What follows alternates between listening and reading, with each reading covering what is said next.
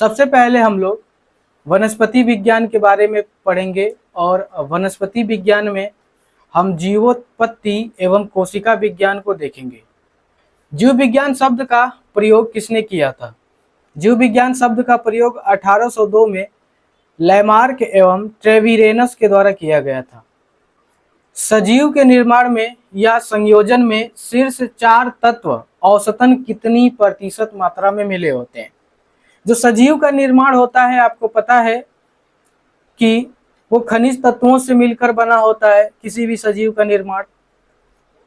तो जो सजीव का निर्माण होता है उसमें जो शीर्ष 4 तत्व हैं उनकी प्रतिशत मात्रा कितनी होती है, आइए इसको एक बार देख लेते हैं।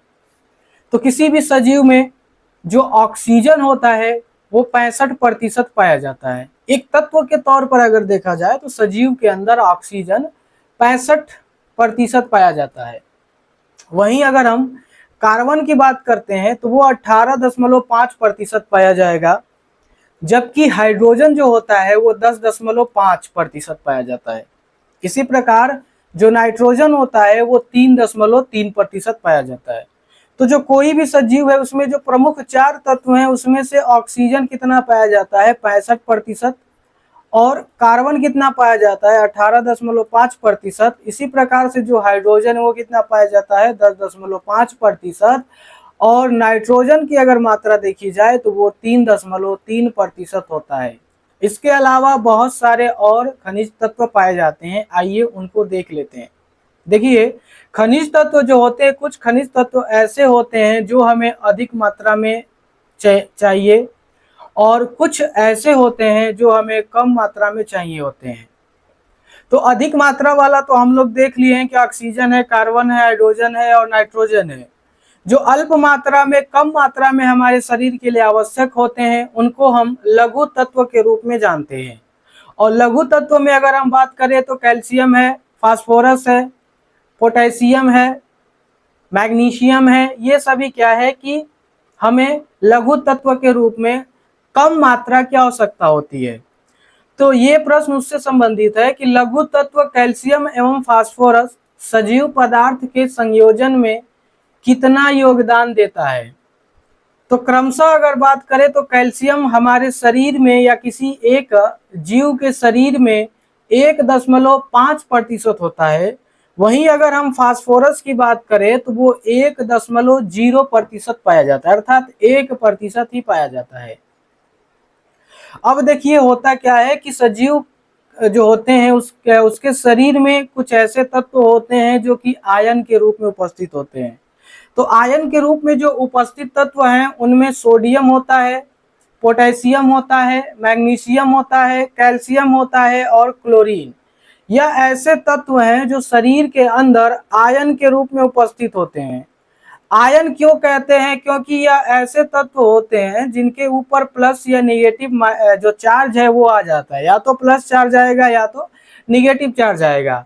प्लस चार्ज कब आता है कि जब उनका बॉन्ड टूटता है। जो भी तत्व है वो यदि वो इलेक्ट्रॉन को क्या करे, त्याग देते हैं, इलेक्ट्रॉन को त्यागते हैं तो पॉजिटिव चार्ज हो जाते हैं, और इलेक्ट्रॉन को ग्रहण करने वाले जो तत्व होते हैं वो निगेटिव चार्ज में हो जाते हैं। तो ऐसे ही जब पॉजिटिव और निगेटिव चार्ज के रूप में आ जाते हैं तत्व तो उनको हम आयन कहते हैं। अर्थात या तो वह इलेक्ट्रॉनों को त्याग देते हैं या तो इलेक्ट्रॉनों को ग्रहण कर लेते हैं। तो ऐसे तत्वों में आप देखेंगे कि सोडियम है, पोटेशियम है, मैग्नीशियम है, कैल्शियम है और क्लोरीन है। ये लघु तत्व के रूप में हमारे शरीर में मौजूद होते हैं और कम मात्रा में ही पाए जाते हैं।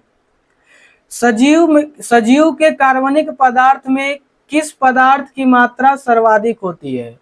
तो सजीव के अंदर जो कार्बनिक पदार्थ होता है, कार्बनिक पदार्थ ऐसे पदार्थों कहा जाता है जो कार्बन और हाइड्रोजन की उपस्थिति से बने होते हैं। इस प्रकार से अगर हम प्रोटीन की बात करें तो प्रोटीन में क्या क्या पाया जाता है? तो प्रोटीन में कार्बन, हाइड्रोजन, नाइट्रोजन और ऑक्सीजन मिल करके एक प्रोटीन का निर्माण करते हैं। तो इसको हम क्या कह सकते हैं कि कार्बनिक पदार्थ कहते हैं। तो कार्बनिक पदार्थ जो हमारे शरीर में सबसे ज्यादा पाया जाता है वो प्रोटीन पाया जाता है। और कितना पाया जाता है? तो वो 14% पाया जाता है।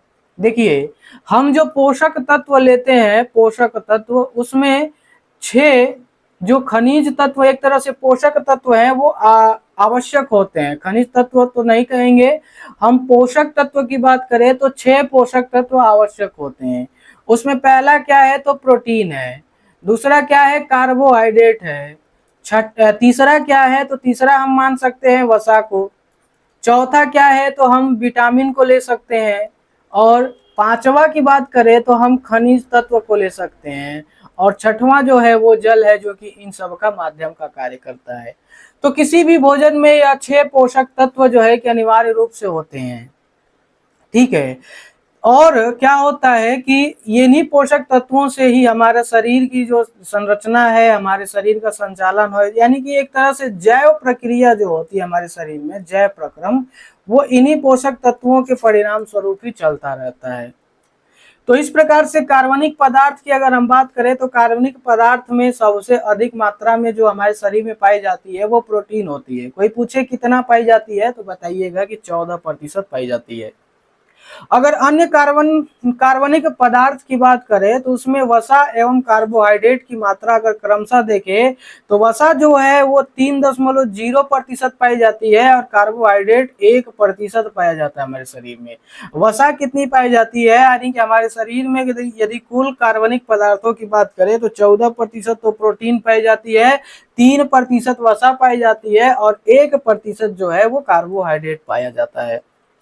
संपूर्ण जैविक प्रक्रिया के संचालन हेतु ऊर्जा या ईंधन कोशिकाओं में किस रूप में उपस्थित होती है, तो इसका आंसर है एटीपी के रूप में। एटीपी का मतलब क्या होता है यहाँ समझ लेते हैं। एटीपी का मतलब होता है एडिनोसिन ट्राइफॉस्फेट। क्या होता है, एडिनोसिन ट्राइफॉस्फेट होता है।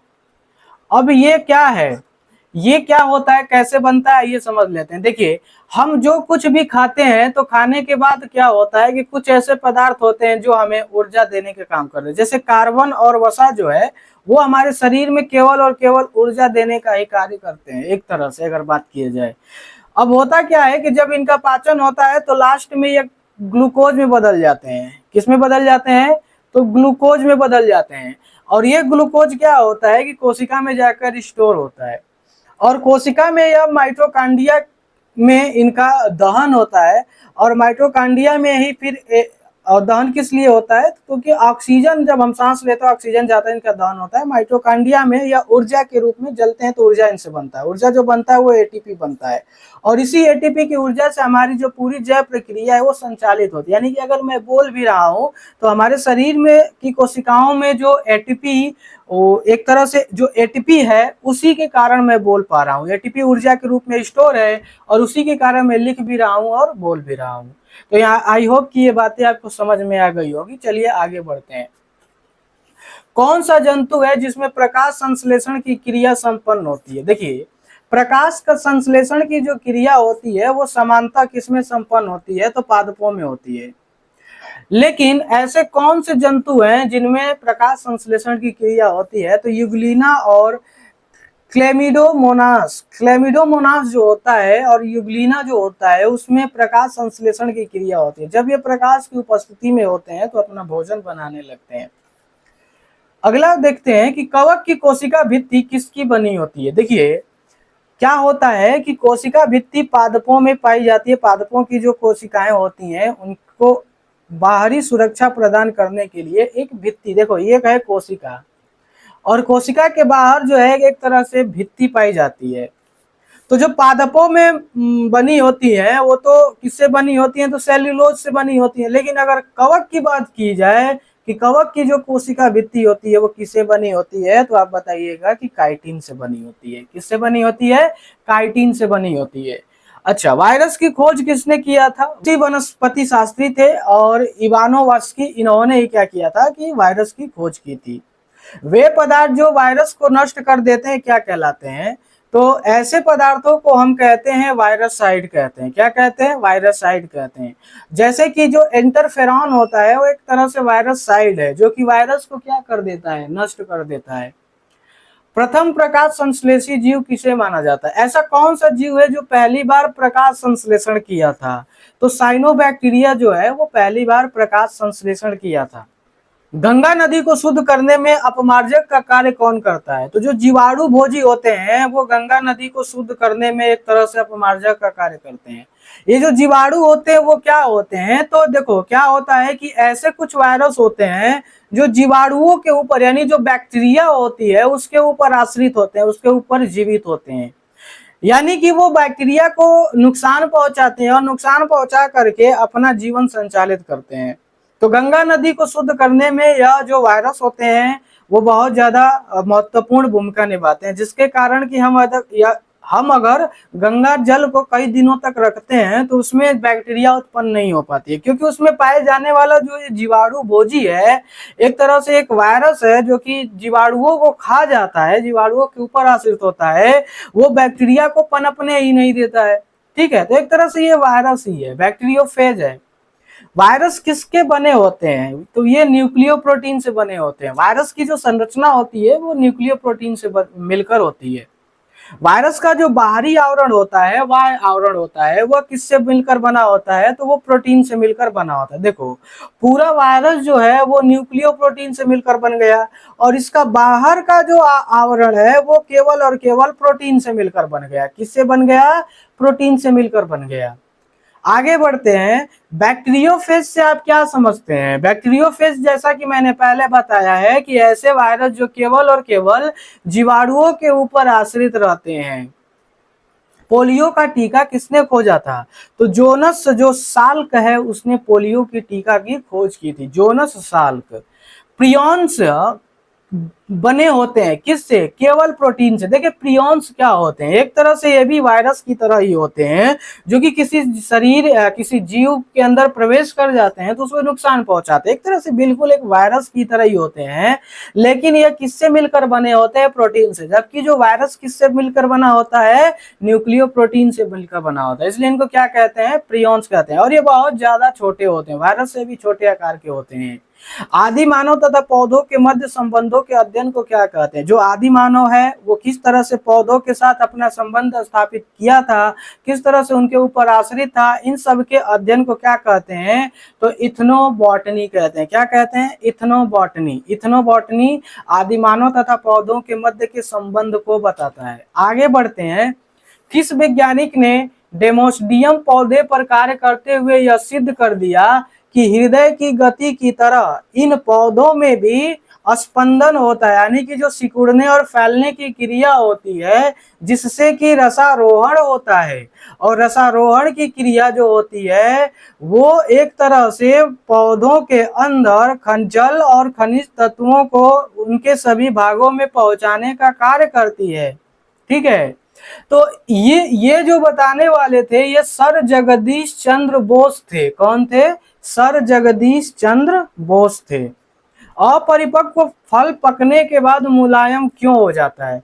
क्योंकि फल के का जो मध्य पटल होता है वो घुल जाता है, इसलिए जो अपरिपक्व फल होते हैं वो पकने के बाद कैसे हो जाते हैं? तो मुलायम हो जाते हैं।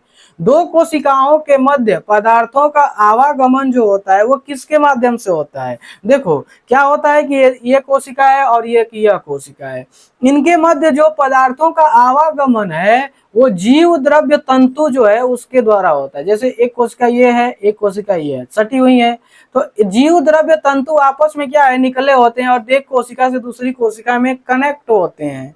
और क्या होता है कि इसी से इस कोशिका का जो एक कोई पदार्थ है वो दूसरी कोशिका में पहुंच पाता है। तो इसका सही आंसर क्या हो जाएगा? जीव द्रव्य तंतु हो जाएगा। प्लाज्मोडेस्माटा पाए जाते हैं, किसमें पाए जाते हैं? तो कोशिका भित्ति में। प्लाज्मोडेस्माटा कहाँ पाए जाते हैं? तो कोशिका भित्ति में पाए जाते हैं। प्लाज्मा झिल्ली किसकी बनी होती है? तो लाइकोप्रोटीन की बनी होती है। लाइपोप्रोटीन की क्या बनी होती है? तो प्लाज्मा झिल्ली। प्लाज्मा झिल्ली क्या होता है? तो कोशिका, देखिए मान लीजिए कि कोशिका, तो कोशिका के बाहर की जो ये झिल्ली होती है जिसमें कोशिका का पूरा कोशिकांग भरा होता है, उस झिल्ली को हम क्या कहते हैं? प्लाज्मा झिल्ली कहते हैं। मध्य पटल की रचना किसके द्वारा होती है? तो कैल्शियम तथा मैग्नीशियम के पैक्टेट से होती है। दो कोशिकाओं के कोषाद्रव्य को जोड़ने वाली संरचना क्या कहलाती है? दो कोशिकाओं का जो कोषाद्रव्य उनको जोड़ने वाली जो ये संरचना होती है उसको हम क्या कहते हैं? तो प्लाज्मोडेस्मेटा कहते हैं। प्लाज्मोडेस्मेटा कहते हैं। क्या कहते हैं? प्लाज्मोडेस्मेटा कहते हैं। कोशिका भित्ति होती है तो ये पारागम्य होती है। पारागम्य का मतलब कि कोई ऐसे पदार्थ जो छोटे बहुत पदार्थ होते हैं, जैसे कि एक तरह से कहा जा सकता है कि जो विलायक होते हैं वो आर पार जा सकते हैं, इनको हम क्या कह सकते हैं? पारागम्य कह सकते हैं। तो कोशिका भित्ति भी कैसी होती है? पारागम्य होती है। जीव द्रव्य किस प्रकार का घोल है? तो एक तरह से क्रिस्टल कोलाइडल घोल है। यह क्या है? क्रिस्टलीय कोलाइडल घोल होता है। जीव द्रव्य क्रिस्टलीय कोलाइडल घोल होता है। जीव द्रव्य क्या होता है? तो कोशिका का अंदर का जो पूरा मटेरियल होता है उसको हम पूरे एक साथ में क्या कहते हैं? जीव द्रव्य कहते हैं। कोलाइड का कणाकार कितना होता है? जो कोलाइड होता है वो बहुत ज्यादा छोटे होते हैं, तो वो 0.1 से 0.001 माइक्रोन के बीच में होते हैं। माइक्रोन क्या होता है कि 10⁻⁶ होता है माइक्रोन, ठीक, मीटर 10⁻⁶ मीटर होता है। तो ये तो बहुत ज्यादा छोटा हो जाता है। प्लाज्मा झिल्ली में कैसी पारगम्यता पाई जाती है? तो चयनित पाई जाती है। यानी कि जो प्लाज्मा झिल्ली है जो कि पारगम्य होता है उसमें क्या होता है कि कुछ पदार्थों को तो वो अंदर लेता है, लेकिन कुछ और ऐसे पदार्थ जो इसके काम के लायक नहीं होता है उसको अंदर वो नहीं लेता है। इसलिए कहा जाता है कि जो प्लाज्मा झिल्ली है वो कैसी पारगम्यता पर आधारित है? तो चयनित पारगम्यता है। आगे बढ़ते हैं। ब्राउनियन गति कहाँ संपन्न होती है? तो जीव द्रव्य में ब्राउनियन गति संपन्न होती है। ब्राउनियन गति का मतलब क्या है कि देखिए कोई एक कण है ऐसे जा रहा था तो वो किसी दूसरे कण से टकरा कर किसी दूसरे तरफ घूम गया, फिर वो किसी दूसरे तरफ घूम गया, फिर दूसरे तरफ घूम जाता है। और एक क्यों घूम रहा है? क्योंकि कोई दूसरा कण आकर इससे टकरा रहा है, तो इसको ब्राउनियन गति कहते हैं। और ये ब्राउनियन गति जो कोशिका में संपन्न होती है जीव द्रव्य में। जीव द्रव्य में सर्वाधिक मात्रा में कौन सा तत्व पाया जाता है? तो ऑक्सीजन पाया जाता है। जीव द्रव्य में सर्वाधिक मात्रा में कोई तत्व पाया जाएगा तो ऑक्सीजन पाया जाएगा। हमने सबसे पहले यही पढ़ा था कि जो जीव होते हैं उनकी संरचना में ऑक्सीजन कितनी मात्रा में होती है। हमने देखा था कि 65% में होती है, तो यहाँ भी ऑक्सीजन ही इसका सही आंसर होना चाहिए। वनस्पति कोशिका में सबसे बड़ी कोशिकांग क्या होती है? तो प्लास्टिड होती है। प्लास्टिड क्या होती है? तो एक तरह से वनस्पति कोशिका की सबसे बड़ी कोशिकांग तो रसधानी ही होती है, जिसे प्लास्टिड भी कहते हैं।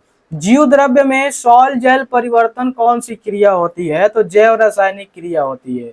जीव द्रव्य में सॉल जैल परिवर्तन जो होता है एक तरह से रासायनिक जैव रासायनिक क्रिया होती है। ऑक्सीजन की क्रेब्स चक्र प्रक्रिया माइटोकांड्रिया में कहाँ संपन्न होती है? तो माइटोकांड्रिया के बहुत सारे मैट्रिक्स पाए जाते हैं, उसी मैट्रिक्स में यह क्रेब्स चक्र की प्रक्रिया संपन्न होती है जो ऑक्सीकरण की होती है। और इसी क्रेब्स चक्र प्रक्रिया के फलस्वरूप ही हमें जो ऊर्जा है वो प्राप्त होती है। और ऊर्जा कैसी प्राप्त होती है? तो एटीपी प्राप्त होती है। एक जो क्रेब्स चक्र होता है उसमें 38 एटीपी ऊर्जा प्राप्त हमको होती है। कोशिका की खोज किसने किया था? तो रॉबर्ट हुक ने किया था। रॉबर्ट हुक के द्वारा ही कोशिका की खोज किया गया था। अगर केंद्रक की बात करें तो रॉबर्ट ब्राउन के द्वारा किया गया था। ऊर्जा के साथ साथ पदार्थों के पूर्ण ऑक्सीकरण के फलस्वरूप क्या बनते हैं? देखो, जब हमारे शरीर में ऑक्सीकरण होता है और वो पूर्ण ऑक्सीकरण होता है तो उसके फलस्वरूप ऊर्जा के साथ साथ और क्या बनते हैं? देखो, ऑक्सीकरण दो प्रकार का होता है, एक तो पूर्ण हो जाता है और एक अपूर्ण होता है। अपूर्ण कहाँ होता है? तो अपूर्ण जो होता है वो मांसपेशियों की जो अंदर की कोशिकाएं होती हैं उसमें होता है। बाकी अन्य कोशिकाओं में पूर्ण ऑक्सीकरण ही होता है। पूर्ण ऑक्सीकरण के फलस्वरूप ऑक्सीजन पूरी तरीके से विखंडित हो जाता है या उसका दहन हो जाता है। इससे हमको एटीपी ऊर्जा प्राप्त होती है। और इसके साथ जब ऑक्सीजन का दहन होता है, ग्लूकोज का जब ऑक्सीजन की उपस्थिति में दहन होता है तो कार्बन डाइऑक्साइड बनता है और जल बनता है। तो जब पूर्ण ऑक्सीकरण होता है तो ऊर्जा के साथ साथ कार्बन डाइऑक्साइड और जल का निर्माण होता है। वहीं अपूर्ण जो ऑक्सीकरण होता है इसके तहत क्या बनता है? एथिल एल्कोहल का निर्माण होता है। कोशिका के किन कोशिकांगों में डीएनए पाए जाते हैं? तो कोशिका के अंदर केंद्रक में तो डीएनए पाए जाते हैं, वो तो ठीक है, लेकिन कोशिका के कुछ ऐसे कोशिकांग होते हैं जिनके अंदर अपना खुद का डीएनए पाया जाता है। ऐसे कोशिकांगों को हम अर्ध स्वायत्त कोशिका कहते हैं, यानी कि कोशिका के अंदर भी एक कोशिका, उसको अर्ध स्वायत्त कोशिका कहते हैं। क्यों कहते हैं? क्योंकि उसके अंदर खुद का एक मैकेनिज्म है जो स्वतंत्र है, डीएनए है। तो माइटोकॉन्ड्रिया, क्लोरोफिल और सेंट्रोसोम। माइटोकॉन्ड्रिया को हम एक तरह से कह सकते हैं कोशिका का ऊर्जा घर कहते हैं, पावर हाउस कहते हैं। क्लोरोफिल से क्या होता है? क्लोरोफिल पाया जाता है पादपों में, और पादपों में जो कलर होता है वो इसी के कारण होता है। ठीक इसी प्रकार से जो क्लोरोफिल है, इसी के द्वारा ही प्रकाश संश्लेषण की क्रिया संपन्न होती है। सेंट्रोसोम के द्वारा क्या होता है कि कोशिका का विभाजन होता है। तो ये जो 3 कोशिकांग है, इसमें खुद का डीएनए पाया जाता है, इसलिए इन 3 कोशिकांगों को हम अर्ध स्वायत्त कोशिकांग भी कहा या कहते हैं। कोशिका का कंकाल तंत्र उपमा किसे प्राप्त है? यानी कि कोशिका का कंकाल तंत्र किसे कहा जाता है? तो अंतःप्रद्रव्य जलिका कहा जाता है। एंडोप्लाज्मिक रेटिकुलम को हम कोशिका का कंकाल तंत्र कहते हैं। अब ये क्या है तो समझिएगा। मान लेते हैं कोशिका बनाते हैं और यह कोशिका का एक केंद्रक है, तो इस केंद्रक से ही सटा हुआ बहुत ही चारों तरफ, तो 3 तरफ एक तरह से कह सकते हैं कि अंतःप्रद्रव्य जलिका पाई जाती है, और इस तरह से अंतःप्रद्रव्य जलिका पाई जाएगी और फिर एक तरह से कोशिका झिल्ली पाई जाएगी। तो यह कोशिका के एक कंकाल का कार्य कर देता है, और फिर इसका 2 काम होता है। देखिए ये 2 तरीके का भी होता है। एक तो ऐसे अंतःप्रद्रव्य जलिका होते हैं जिनके ऊपर राइबोसोम अवस्थित होते हैं, और एक ऐसा होता है जिनके ऊपर राइबोसोम अवस्थित नहीं होते हैं। जिनके ऊपर राइबोसोम अवस्थित होते हैं तो वो थोड़ी खुरदुरी हो जाती है, इसलिए उनको खुरदुरी अंतःप्रद्रव्य जलिका कहते हैं। और कुछ ऐसे होते हैं जिनके ऊपर जो कि राइबोसोम अवस्थित नहीं होते हैं, तो उनको हम चिकनी कहते हैं। जो खुरदुरी होता है उसके ऊपर राइबोसोम उपस्थित होता है, इसलिए वह प्रोटीन का निर्माण करता है, और जो चिकना होता है वो किसका निर्माण करता है? वो वसा का निर्माण करता है। तो ये तो अंतःप्रद्रव्य जलिका के बारे में हो गया। आइए आगे बढ़ते हैं। कोशिका में सबसे बड़ा कोशिकांग कौन सा है? तो गाल्जी काय है। गाल्जी काय को हम ट्रैफिक पुलिस भी कहते हैं। क्या कहते हैं? ट्रैफिक पुलिस कहते हैं। एटीपी का निर्माण कहाँ होता है? तो माइटोकॉन्ड्रिया में होता है, ये तो हम लोग देख ही चुके हैं। ट्रैफिक पुलिस की संज्ञा किस कोशिकांग को प्राप्त है? तो गाल्जी काय को प्राप्त है। माइटोकॉन्ड्रिया नहीं पाई जाती है। कहाँ, किस कोशिका में माइटोकॉन्ड्रिया नहीं पाई जाती है? तो जो नीले हरे शैवाल होते हैं उनमें माइटोकॉन्ड्रिया नहीं पाई जाती है। राइबोसोम के दोनों सब यूनिट को आपस में जोड़ने के लिए किस आयन की आवश्यकता होती है? तो मैग्नीशियम आयन की आवश्यकता होती है। जो राइबोसोम होते हैं उनके कई सब यूनिट होते हैं, उनके 2 सब यूनिट को आपस में जोड़ने के लिए क्या होते हैं कि जो मैग्नीशियम है वो एक तरह से जोड़ने का काम करता है। प्रयोगशाला में राइबोसोम का संश्लेषण सर्वप्रथम किसने किया था? तो नोमुरा ने किया था। प्रयोगशाला में राइबोसोम का संश्लेषण सर्वप्रथम किसने किया था? तो नोमुरा के द्वारा किया गया था। जीवाणु में किस प्रकार के राइबोसोम पाए जाते हैं? जो जीवाणु होते हैं उनमें किस प्रकार के राइबोसोम पाए जाते हैं? तो 70S राइबोसोम पाए जाते हैं। कौन से राइबोसोम पाए जाते हैं? 70S राइबोसोम पाए जाते हैं। जीवाणुओं में किस प्रकार का राइबोसोम पाया जाएगा? 70S राइबोसोम पाया जाएगा। इसका मतलब क्या है? देखो, जो राइबोसोम पाए होते हैं वो 2 प्रकार के होते हैं। एक तो होता है 70S और दूसरा होता है 80S। 70S जो होता है वो सरल कोशिकाओं में, यानी कि जो प्रोकैरियोटिक कोशिका होती है उसमें पाया जाता है। इसका कार्य क्या होता है कि सरल प्रोटीन का निर्माण करना होता है, जो कि सरल कोशिकाओं के लिए एक कोशिकीय जीव होते हैं उनमें यह पाया जाता है और सरल प्रोटीन का निर्माण करता है। जबकि 80S जो राइबोसोम होता है वो जटिल कोशिकाओं में होता है। जो जटिल कोशिकीय जीव होते हैं, यानी कि बहुकोशिकीय जीव होते हैं, उनमें पाया जाता है और ये जटिल प्रोटीन का निर्माण करता है। तो जीवाणु जो होते हैं वो एक कोश के जीव होते हैं, तो उनमें कौन सा राइबोसोम पाया जाएगा? तो 70S राइबोसोम पाया जाएगा। हम लोगों के शरीर में कौन सा पाया जाएगा? तो 80S राइबोसोम पाया जाएगा। कोशिका विभाजन में कौन सा कोशिकांग स्पिंडल का निर्माण करता है? तो अभी हम लोग पीछे पढ़े हुए हैं कि सेंट्रोसोम ही कोशिका के विभाजन में कार्य करता है, और यह कोशिका के विभाजन में स्पिंडल का निर्माण करता है, जिसका नाम क्या है? सेंट्रोसोम। पुरानी रक्त कोशिकाएं नष्ट हो जाती हैं लाइसोसोम के कारण। पुरानी रक्त कोशिकाएं किसके कारण नष्ट होती है? लाइसोसोम के कारण। अब ये लाइसोसोम क्या है तो समझिएगा, जैसे ही हम खाना खाते हैं और इसमें जो मेटाबॉलिज्म है वो क्रिया होती है, उपापचयी क्रिया होती है, तो इससे हम हमारे शरीर के अंदर बहुत सारे विषैले पदार्थ बनते हैं। इन विषैले पदार्थों को ये लाइसोसोम क्या करता है कि अवशोषित कर लेता है और उनका पाचन कर देता है। कभी कभी क्या होता है कि लाइसोसोम खुद फट जाता है और फट कर कोशिका को नष्ट कर देता है। इसलिए हम लाइसोसोम को कोशिका के आत्महत्या की झिल्ली भी कहते हैं। लेकिन यह लाइसोसोम का फटना अनिवार्य है। अगर ये लाइसोसोम फट करके कोशिकाओं, जो पुरानी कोशिकाएं हैं, उनको नष्ट नहीं करेगा तो कैंसर जैसी जो एक भयंकर समस्या है वो उत्पन्न हो सकती है। तो चलिए आगे देखते हैं, कौन सा कोशिकांग नष्ट होकर कैंसर के निर्माण में मदद करता है। अब अगर कौन सा ऐसा कोशिकांग है जो काम नहीं करेगा तो कैंसर बन सकता है, तो अभी हमने देखा है अगर लाइसोसोम नहीं फटेगा, अच्छे से काम नहीं करेगा, तो वो कैंसर का निर्माण कर सकता है। तो लाइसोसोम, तो कैंसर कौन सा कोशिकांग नष्ट हो जाता है जिससे कैंसर के निर्माण में मदद मिलती है? तो लाइसोसोम के नष्ट होने से। लाइसोसोम मुख्यतः किस प्रकार की कोशिकाएं में पाए जाते हैं? तो लाइसोसोम मुख्यतः एंजाइम अभिक्रिया करने वाले जंतु कोशिकाओं में पाए जाते हैं। ऐसे ऐसे ऊतक जहां पे एंजाइम का निर्माण होता है, वो उन ऊतक वाली जो कोशिकाएं होती हैं उनको एंजाइम अभिक्रिया करने वाली कोशिकाएं कहा जाता है।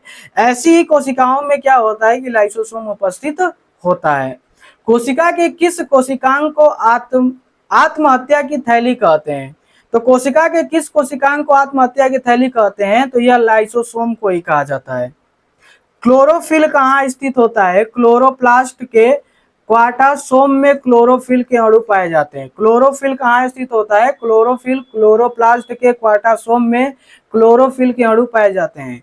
टमाटर का रंग लाल क्यों होता है? तो ये लाइकोपिन नामक जो कैरोटीनॉइड होता है उसके कारण टमाटर का रंग लाल होता है। तो एक तरह से आप इतना याद रखिएगा कि लाइकोपिन के कारण टमाटर लाल होता है। हल्दी का रंग कुकरमीन के कारण होता है। ठीक। प्रकाश ऊर्जा अर्थात विकिरण ऊर्जा का परिवर्तन रासायनिक ऊर्जा में कहाँ होता है? देखो, प्रकाश आ रहा था, अब इस प्रकाश को हम रासायनिक ऊर्जा में बदलते हैं तो इसका परिवर्तन होता कहाँ है?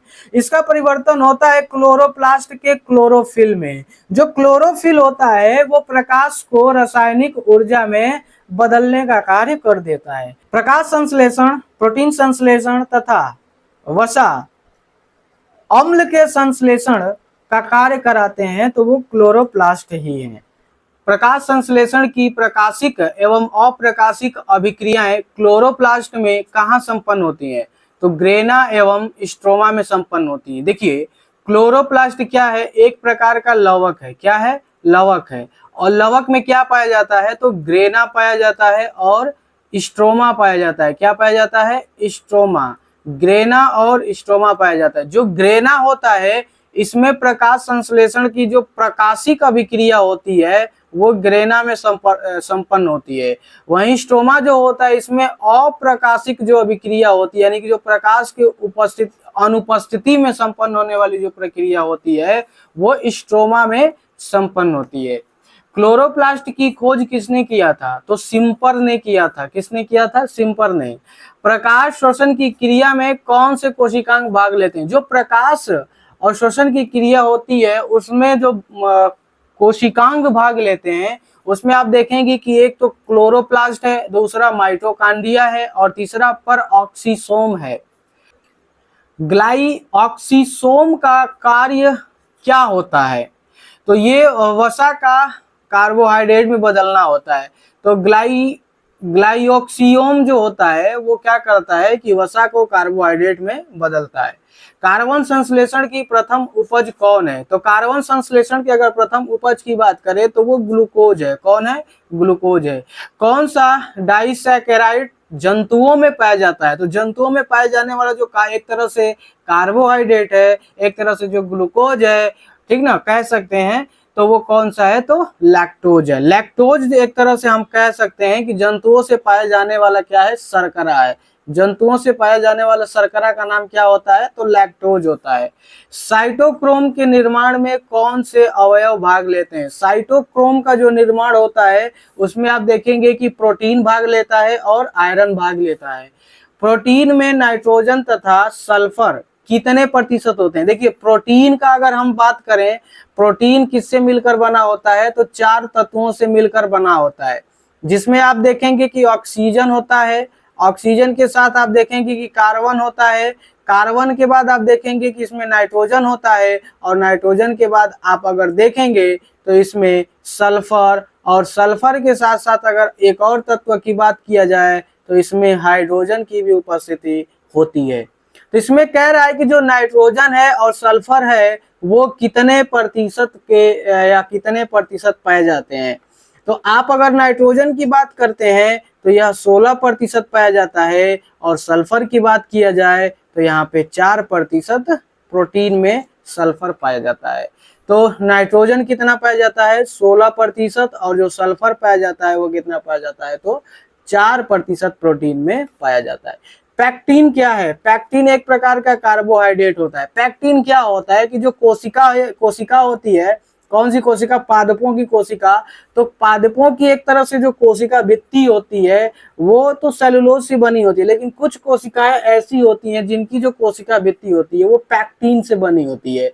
तो पैक्टिन एक प्रकार का क्या है? तो कार्बोहाइड्रेट है। मनुष्य के किन कोशिकांगों में केंद्रक का अभाव होता है? अर्थात मनुष्य की ऐसी कौन सी कोशिकाएं होती हैं जिसमें केंद्रक नहीं पाया जाता है?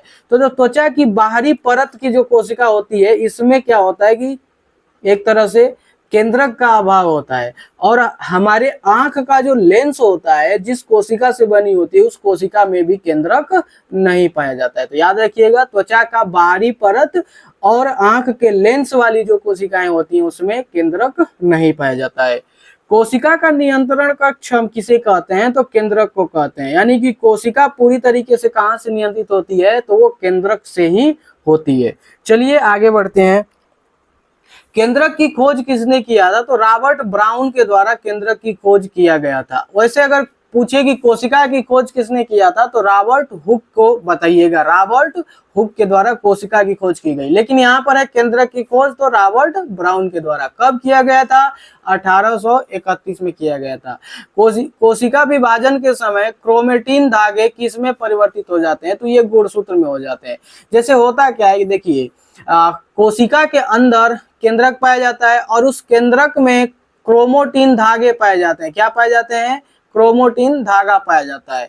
ठीक, अब होता क्या है कि जब कोशिका का विभाजन होने वाला होता है तो यही क्रोमेटिन धागा अलग अलग क्या होता है, रूप और आकार में एक जगह क्या होता है, संघनित होता है। और संघनित होकर के या संग्रहित होकर के और यह गुणसूत्र का निर्माण कर देता है। गुणसूत्र अर्थात क्रोमोसोम का निर्माण कर देता है। न्यूक्लिक अम्ल का निर्माण किससे होता है? जो न्यूक्लिक अम्ल होता है उसका निर्माण होता है न्यूक्लियोटाइड से। जो न्यूक्लिक अम्ल का निर्माण होता है वो किससे होता है? तो न्यूक्लियोटाइड से होता है। न्यूक्लियोटाइड किनसे निर्मित होता है? तो ये होता है पेंटोज शुगर से होता है और नाइट्रोजनी क्षार से तथा फास्फोलिपिड अम्ल से। जो न्यूक्लियोटाइड होता है वो किससे निर्मित होता है? तो पेंटोज शुगर से, नाइट्रोजनी क्षार से और फास्फोलिपिड अम्ल से। अच्छा, ये न्यूक्लियोटाइड क्या है? तो जो डीएनए होता है, डीएनए और आरएनए और डीएनए के निर्माण में क्या होता है? न्यूक्लियोटाइड ही महत्वपूर्ण भूमिका निभाता है। डीएनए मॉडल के लिए किसे नोबेल पुरस्कार प्रस्तुत किया गया था? यानी कि जो डीएनए की एक संरचना प्रस्तुत किए थे वो कौन किए थे? वाटसन और क्रिक ने। और इन्हीं को इस संरचना को या इस मॉडल को प्रस्तुत करने के लिए नोबेल पुरस्कार दिया गया, जिसमें कि 3 वैज्ञानिक हैं। एक तो है वाटसन, दूसरा क्रिक है और तीसरा है विल्किंस है। डीएनए किसका बहुलक होता है? तो न्यूक्लियोटाइड्स का होता है। किसका होता है? न्यूक्लियोटाइड्स का होता है। ऊपर हम लोग बात कर चुके हैं।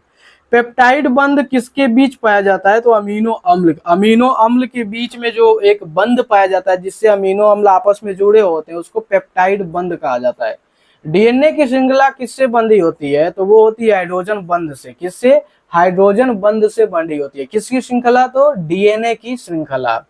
जंपिंग डीएनए की खोज किसने किया था? तो बारबरा मैक्लिंटाक ने। डीएनए के गतिशील व स्थान बदलने वाले खंडों को कौन सी संज्ञा प्रदान की जाती है? तो ट्रांसपोसोन। राइबोजाइम क्या है? तो एंजाइम की भांति एक प्रकार का कार्य करने वाला आरएनए है। वहीं कोशिका में कितने प्रकार के टीआरएनए पाए जाते हैं? तो 20 प्रकार के। देखिए आरएनए क्या होता है? आरएनए हमारी कोशिका में पाए जाने वाला एक न्यूक्लियोटाइड पदार्थ होता है और ये 3 प्रकार का हमारे शरीर में पाया जाता है। आरएनए हमारी कोशिकाओं में 3 प्रकार का पाया जाता है। कौन कौन होता है? एक तो होता है आरआरएनए, एक होता है एमआरएनए और तीसरा जो होता है वो टीआरएनए। तो पूछ रहा है ये प्रश्न कि जो टीआरएनए होता है वो कितने प्रकार का होता है? तो जितने अमीनो अम्ल होते हैं, अर्थात कितने अमीनो अम्ल होते हैं? तो 20। तो 20 प्रकार का टीआरएनए पाया जाता है। किस आरएनए में एंटीकोडोन पाए जाते हैं? तो टीआरएनए में ही पाए जाते हैं। टीआरएनए में ही एंटीकोडोन पाए जाते हैं। प्रोटीन निर्माण के लिए आदेश कौन देता है? डीएनए देता है। डीएनए के आदेश पर क्या होता है? आरआरएनए जो एंडोप्लाज्मिक रेटिकुलम होता है उसके साथ मिल करके और प्रोटीन का निर्माण करता है। आदेश के अनुरूप प्रोटीन का निर्माण कौन करता है? तो आरएनए के द्वारा ही किया जाता है। यूरेसिल नामक पिरिडिमिन नाइट्रोजन बेस किसमें पाया जाता है? तो आरएनए में पाया जाता है। कोशिका में कितने प्रकार के आरएनए पाए जाते हैं? 3 प्रकार के आरएनए पाए जाते हैं। बात हो चुकी है। ईस्ट एलानिन स्थानांतरण आरएनए के जीन का संश्लेषण सर्वप्रथम किसने किया था? तो डॉक्टर हरगोविंद खुराना के द्वारा किया गया था। गुणसूत्रवाद सर्वप्रथम किसने दिया था? तो बाबेरी एवं सटन के द्वारा दिया गया था। डीएनए पॉलीमरेज एंजाइम किसके संश्लेषण में काम आता है? तो न्यूक्लियोटाइड से डीएनए में। समसूत्री विभाजन की खोज किसने किया था? तो वाल्टर फ्लेमिंग के द्वारा किया गया था। वाल्टर फ्लेमिंग के द्वारा किया गया था। असूत्री विभाजन पाया जाता है प्रोकैरियोटिक कोशिकाओं में। असूत्री विभाजन क्या होता है? देखिए जो कोशिका का विभाजन होता है वो 3 प्रकार से होता है। एक तो होता है सूत्री विभाजन, एक होता है अर्धसूत्री विभाजन और तीसरा होता है असूत्री विभाजन।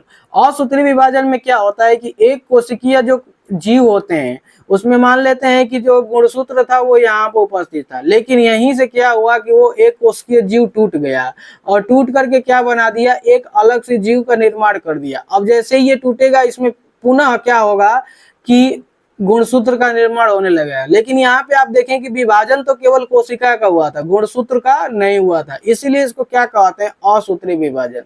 तो जो समसूत्री होता है इसमें जो गुणसूत्र होते हैं वो 2 बराबर भागों में बढ़ जाते हैं। अर्धसूत्री में ये आधे आधे भागों में बढ़ जाते हैं। तो असूत्री विभाजन आप देखें कहाँ पाया जाएगा? एक कोशिकीय जीवों में, जिसको हम क्या कहते हैं? प्रोकैरियोटिक कोशिका कहा जाता है। देखिए शरीर में घाव का भरना किस प्रकार की कोशिका विभाजन से संपन्न होता है? तो सूत्री विभाजन से होता है। जैसे मान लीजिए कहीं कटपिट लग गया तो उसका जो विभाजन से जो वो कटपिट का एक तरह से निदान होगा तो वो सूत्री विभाजन से होगा। जाइगोट में किस प्रकार का विभाजन होता है? तो सूत्री विभाजन ही होता है जाइगोट में। अर्धसूत्री विभाजन की खोज किसने किया था? तो फार्मर तथा मोरे के द्वारा किया गया था। मियोसिस द्वितीय में किसका पृथक्करण होता है? तो अर्ध गुणसूत्रों का। विनिमय यानी कि क्रॉस ओवर किस अवस्था में होता है? तो पैचिटीन अवस्था में पाया जाता है। गुणसूत्रों की संख्या घटकर आधी किस अवस्था में रह जाती है? तो प्रथम एनाफेज में। फाइकोलॉजी में किसका अध्ययन किया जाता है? शैवाल का अध्ययन किया जाता है। हरे शैवाल कैसे पादप हैं? स्वपोषी। पादप तथा जंतु में मुख्य अंतर किसका होता है? तो पोषण के प्रकार का ही होता है। एक कोशिकीय यूकैरियोटिक और प्रकाश संश्लेषी को किस जगत में रखा जाता है? तो प्रोटिस्टा में रखा जाता है। जो एक कोशिकीय जीव होते हैं और जो यूकैरियोटिक होते हैं और जो प्रकाश संश्लेषी करने वाले जीव होते हैं उनको किस में रखते हैं? तो प्रोटिस्टा में रखते हैं। पृथ्वी पर सबसे पुराना जीव कौन सा है? तो नील हरी शैवाल। जो नीले हरे शैवाल होते हैं उन्हीं को नील हरी शैवाल कहा जाता है और यह पृथ्वी पर सबसे पुराना जीव है। तो आज के लिए हम इतना ही रखते हैं। अगर ये वीडियो अच्छी लगी हो तो आप इसे लाइक जरूर करिएगा। अगर आप हमारे चैनल पर नए हैं तो चैनल को सब्सक्राइब भी करिएगा और कमेंट में जरूर बताइएगा कि मैं और किस टाइप का वीडियो आपके लिए बनाऊं। तब तक के लिए जय हिंद, जय भारत।